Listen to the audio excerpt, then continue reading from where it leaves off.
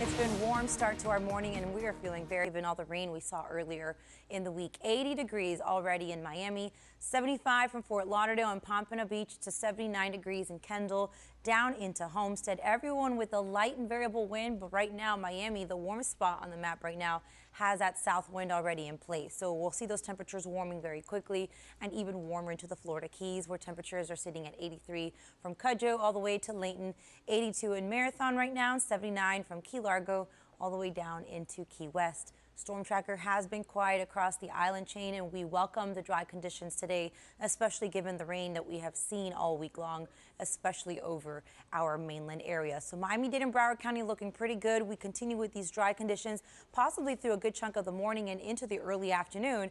But the setup is there. The moisture is available for rain. You can see all these showers and storms that we've been dealing with, watching offshore since early this morning. Luckily, the wind is not allowing those showers to come any closer. But any rain that we do see over portions of South Florida will only make matters worse, and because of that, all the rain that we saw, we still have a flood warning that's in effect for areas of Broward County, shaded in green here, from areas of Fort Lauderdale through Oakland Park, all the way west into Sunrise and Davie, all the way down into Hollywood and Dania Beach and portions of Pembroke Pines. This was extended earlier this morning until 10 a.m. We'll see if it's extended anymore once that 10 a.m. mark does come by. So South Florida looking much more on the quiet side as compared to what we saw yesterday. Again, lots of thunderstorm activity just to the north of the northwestern Bahamas. We have an area of high pressure trying to move in, a weak front nearby as we work our way into the weekend. We'll have more of that southeast wind tomorrow. Warm and muggy, yes, but much drier with only a spotty storm possible, but a much better chance as we work our way into Sunday afternoon. The good news is that Sunday does start off rather quiet for us. The bad news is it could look quite wet as we work our way into the afternoon.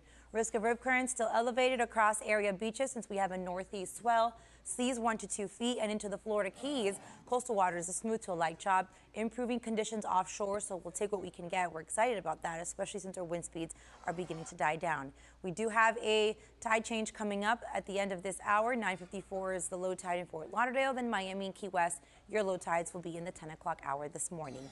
So for today, we're talking dry conditions and steamy sunshine. Both will take us into the early afternoon, and then a few scattered storms develop, and then some of them could push closer to our metro areas later this afternoon. Mid to upper 80s will give way to 70s tonight, with some patchy fog developing overnight into early Saturday morning, where other than a stray shower, we should be mainly dry. Then storms return on Sunday, but not until the afternoon. That's your 7 on 7.